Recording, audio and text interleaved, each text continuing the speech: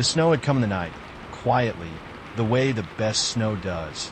And by the time Walter unlocked the barbershop on the corner of Elm and Maine, the whole town had gone soft and white and hushed under it. He stood a moment in the doorway with his key still in his hand and looked out at the street, at the fresh, unbroken white of it, at the way the snow sat in careful heaps on the awnings and the parked cars and the top of the old barber's pole that had turned its slow red and white, turning outside his window for longer than he cared to count.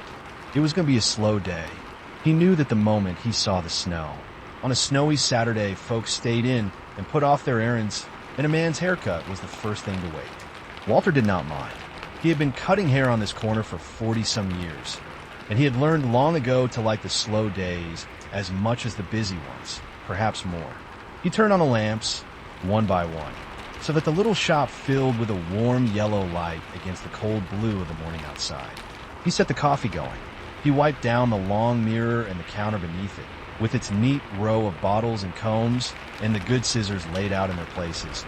And he swept a floor that did not really need sweeping, for the pleasure of it, for the settling it gave the mind. Then he sat down in his own barber's chair, the way he did every quiet morning, and waited to see who the snow would bring him. For a long while it brought him no one, and that was all right. Walter read a little of the newspaper and drank his coffee and watched the snow come down past the window in its slow and endless way. There was a particular piece to a barbershop with no one in it. He had always thought, a piece made of small sounds, the tick of the clock on the wall, the hum of the warm lamps, the far-off scrape of somebody's shovel down the street. He had spent the better part of his life inside that piece and inside the other kind too. The warm, busy murmur of shop full of men waiting their turn, talking about nothing much, the weather and the games and the news, the easy talk of a place where a man could come and be among people without having to be anybody in particular. That was the thing about a barbershop, Walter had come to believe over all his years. It was never really about the hair. The hair grew back. The hair was only the reason. What people came for underneath was the being tended to, the sitting still for once in a warm chair, while another person paid careful attention to you and asked nothing of you, but that you sit and let yourself be looked after. There was precious little of that in a life, Walter thought. Precious few places a grown person could go and simply be cared for gently, with skilled and unhurried hands for the plain length of half an hour. He had always known that this, and not the hair, was the true thing he sold, and he had tried to give good measure of it. It was near to noon when the bell over the door rang and the young man came in. Walter knew him a little, the way you know most everyone in a small town, knew his people at least, though the young man himself had grown up and away, and Walter had not cut his hair since he was a boy squirming on the booster board Walter kept for the little ones.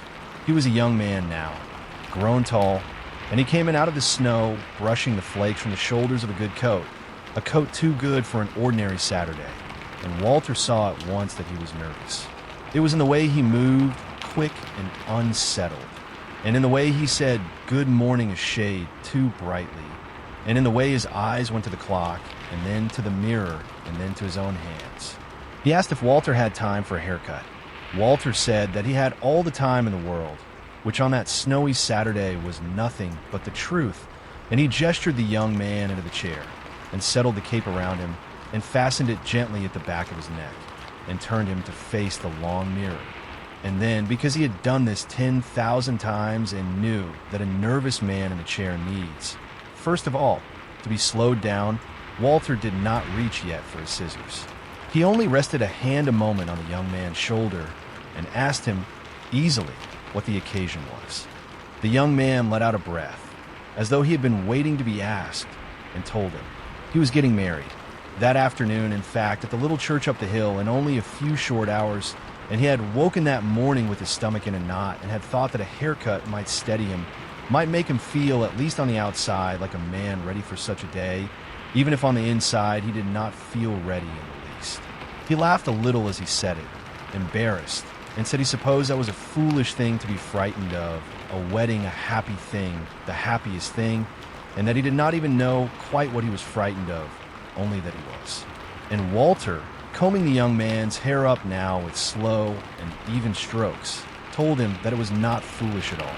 He had cut the hair of a great many bridegrooms in his time, he said, on a great many Saturday mornings, and he had never once met one who was not frightened, and that the ones who claimed they were not were only the ones who lied.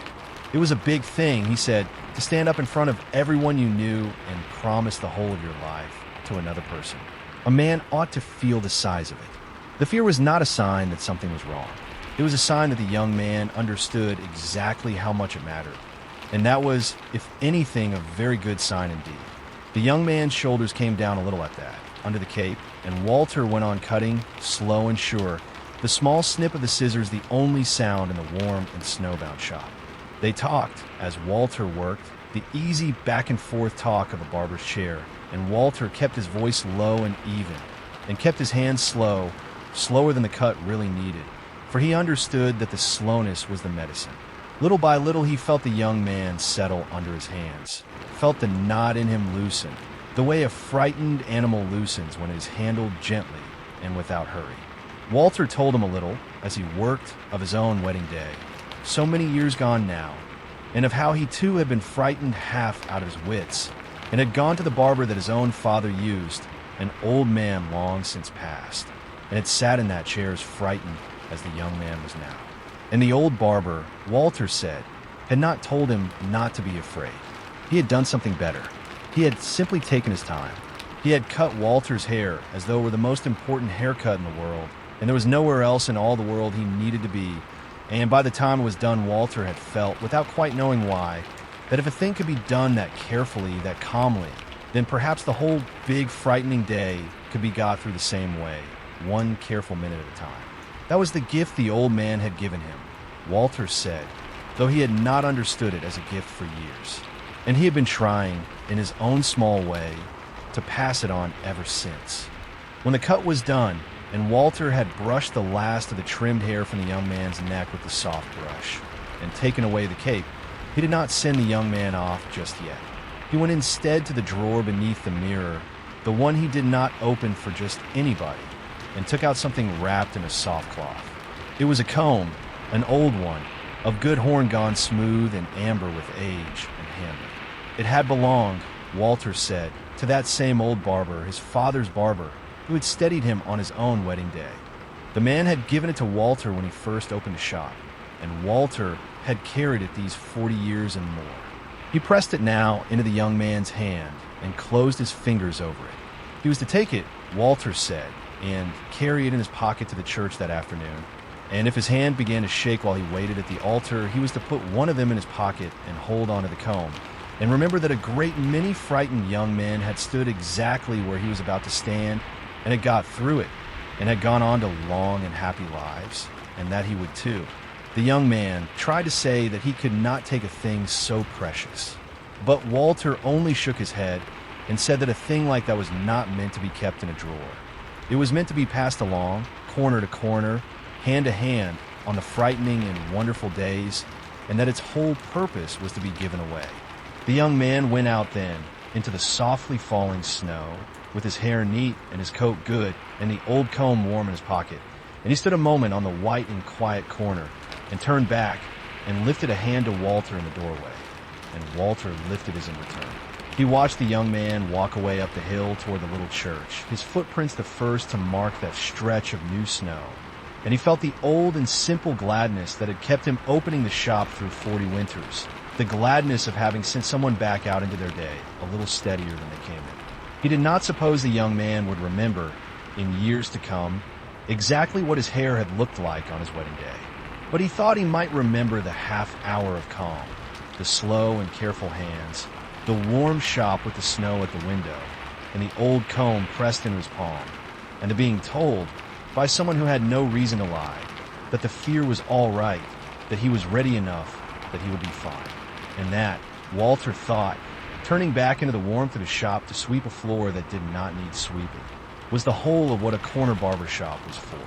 Wherever you happen to be tonight, and whatever quiet task is keeping your hands busy, thank you for spending this little while here with us. Rest easy, and whenever you are ready, there will always be another story waiting.